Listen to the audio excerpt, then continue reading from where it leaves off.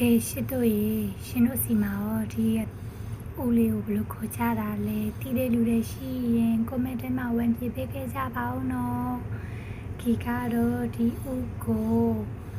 ရှစ်စားပြမှာပဲဖြစ်ပါတယ်ဒါကတော့ခွန်ညွာပြီးတော့ဟီးဖြတ်ထားတာပါဘာဝင်ပစ္စည်းလေးတွေကလည်းရန်ကိုလွယ်ကူတယ်ထွေထူးတွေရှစ်စရာမလိုဘူးနော်စစ်တုံးကြီးရဲ့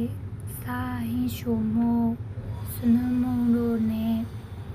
စီလေးနည်းနည်းထည့်လိုက်ပြီးတော့ရေလေးနည်းနည်းထည့်ပြီးရှက်လိုက်ရင်တော့အရင်ကိုစားကောင်းတဲ့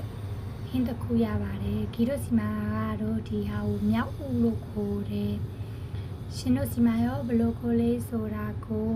တယောက်ချင်းစီကွန်မန့်မှာဝင်ရေးပေးခဲ့ကြပါဦးအားလုံးကိုကျေးဇူးတင်ပါတယ်ဒီရဲ့ဂျပန်ကောက်လေးကိုလေ like and follow လေးလုပ်ပေးဖို့လေးတောင်းဆိုပါတယ်